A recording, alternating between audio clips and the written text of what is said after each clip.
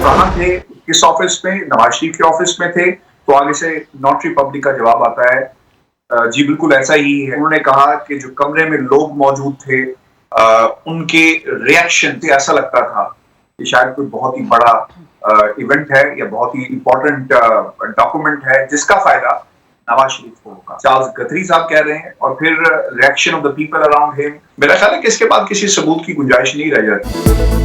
सियासी तूफान उठाने वाले बयान हल्फी की कहानी में सनसनीखेज मोड़। राना शमीम ने साबिक चीफ जस्टिस साकिब निसार और इस्लामाबाद हाई कोर्ट के जज साहिबान के खिलाफ हल्फनामे पर नवाज शरीफ के दफ्तर में दस्तखत किए। लंदन में मुकीम सहाफी का दावा, बताया नोटरी पब्लिक चार्ल्स गोथरी के मुताबिक कमरे में मौजूद लोगों के तासुरात से लगता था कि कोई बहुत अहम दस्तावेज हैं जिनका फायदा नवाज शरीफ को होगा।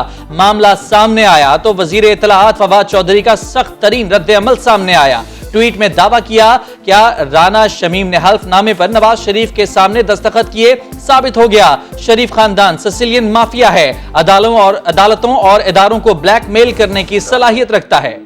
के पास अगर ये सच है कि उसकी मौजूदगी में उस वक्त के चीफ जस्टिस साकिब निसार ने एक ऐसा अमल किया जिसके नतीजे में मियां नवाज शरीफ को नाहक सजा दी गई, एक बेगुनाह आदमी को जो है वो गुनाहगार ठहराया गया, तो ये सच उसे नवाज शरीफ के सामने कहने या दुनिया के सामने कहने में क्या हार है? सच तो सच है, नवाज शरीफ के सामने कहें या पूरी दुनिया के सामने, हर्ज क्या है? राना सना का दिफा, बोले साकिब निसार ने राना शमीम के सामने एक बेगुनाह आदमी को सजा दिलवाई। आप आए बल्ले आए सही आप। नवाज शरीफ साहब को 24 घंटे के अंदर पाकिस्तान आने का वीजा दो। मैं अपनी जेब से उनको टिकट ऑफर करता हूं, आज कराची आए, शौक से वापस आए, मेरे खर्चे पर आए। शेख रशीद ने नवाज शरीफ को दावत दे दी, बोले बीमारी का ड्रामा किया, बाहर बैठकर अदलिया पर हमलों के अलावा कुछ नहीं किया। वजीर दाखिला ने साफ कह दिया, किसी का हाथ नहीं हटा, इमरान खान कहीं नहीं जा रहे, जरदारी से कोई भी फार्मूले नहीं मांग रहा। कोई फार्मूला नहीं मांग रहा, उनके पास खुद बड़े फार्मूले हैं जिनके बारे में वो कह रहा है। आसिफ जरदारी साहब, आपके और मेरे टेंट के उखड़ने का टाइम आ गया है। मियां साहिब की वापसी का शोर बड़ा पुरजोर, जब नवाज शरीफ आएंगे ये हुकूमत नहीं होगी, नून लीग को यकीन। जेल में सफाई का आगाज हो चुका, मियां साहिब आएंगे तो आते ही जेल जाएंगे, पीटीआई का जवाब। अनकरीब मियां साहब भी वापस आएंगे। हम तो चाहते हैं कि वापस आए और जेल में वक्त गुजारे।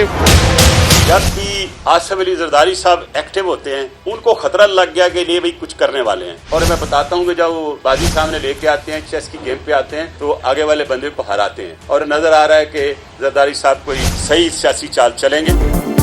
जरदारी बड़ी सियासी चाल चलने जा रहे हैं, हुकूमत बौखला चुकी, लगता है दाल में कुछ काला है। नवाज शरीफ वापस आना चाहें तो उन्हें कौन रोक सकता है? वही बता सकते हैं वो वापस क्यों आ रहे हैं। रहमान मलिक बड़े अरसे बाद सामने आए, बड़ी बड़ी बातें कह गए। मुल्क की सिक्योरिटी सूरत हाल, अफगानिस्तान और सरहदों का क्या हाल है? वजीर आजम ने कौमी सलामती कमेटी का अहम इजलास कल बुला लिया, अस्करी हुक्काम और सीनियर वज़रा शरीक होंगे, वजीर आजम को ब्रीफिंग दी जाएगी। मुस्तफा कमाल 2 तारीख को ऐलान करने वाला है, डेट इसी जनवरी में। कौन कौन हमारे साथ इस वजीर आला हाउस जाने के लिए तैयार होता है? ये जो तरमीमी बिल था जो अब एक्ट बन गया है, इसको हम कबूल नहीं करते हैं। ये काला कानून है, ये काला कानून रहेगा। सिंध का बल्दियाती कानून, ओपोजिशन सड़कों पर। मुस्तफा कमाल कहते हैं सिंध हुकूमत जुल्म का सिलसिला बंद करे, कराची वालों को हक दे। हाफिज नईम कहते हैं सूबाई हुकूमत को अवाम की ताकत से काला कानून वापस लेने पर मजबूर करेंगे। नासिर शाह ने एहतजाज को इलेक्शन से फरार की कोशिश करार दे दिया।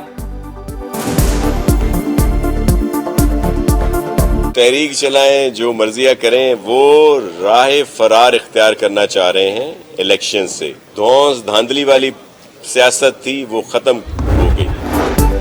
कराची औरंगी टाउन में मुबैना तौर पर कत्ल होने वाली बच्ची अनुषा की मेडिकल रिपोर्ट सामने आ गई। मौत गला दबाने से हुई, गर्दन की हड्डी टूटी हुई थी। ज्यादती के शवाहिद नहीं मिले। अहले खाना का मजीद टेस्ट करवाने से इनकार, मुकदमा दर्ज कर लिया गया।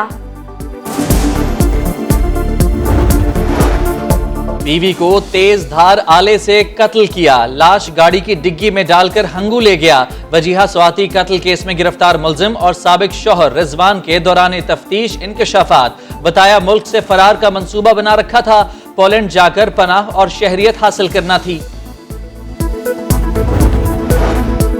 बलूचिस्तान में सर्दियों की पहली बर्फबारी, पारा मनफी हो गया, लोग जियारत पहुंच गए। सरकारी गेस्ट हाउसेस खोल दिए गए। मालम जब्बा, नथिया गली, अयूबिया, ठंडियानी और दीर में भी बर्फबारी और बारिश। मैदानी इलाकों में भी अब्र रहमत बरसा, स्मोक का जोर कम हुआ। कराची में फुहार, मौसम खुशगवार। Commonwealth Games 2022 queen's baton relay 31 मुल्कों का सफर करके पाकिस्तान पहुंच गई। नेशनल ओलंपिक्स कमेटी के सदर आरिफ हसन ने बताया क्वींस बैटन रिले को मज़ार-ए-कायद, लियारी और दीगर मकामात पर ले जाएंगे।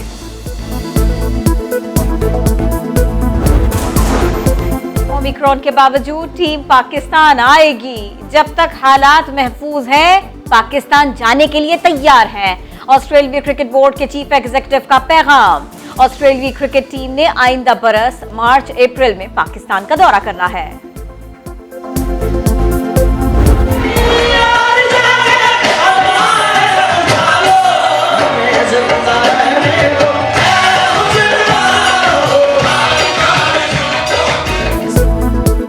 सुरों का सुल्तान राहत फतेह अली खान, इस्लामाबाद की सर्द शाम में मौसीकी की महफिल सजी।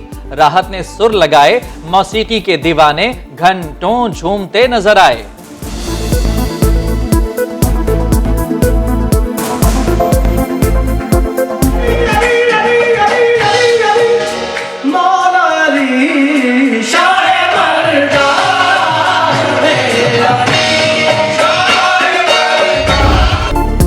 मोहब्बत और औरत, फूल और खुशबू, शायरी के इस्तियारे, जज्बात की खुशबू बिखेरने वाली परवीन शाकिर को हमसे बिछड़े 27 बरस हो गए।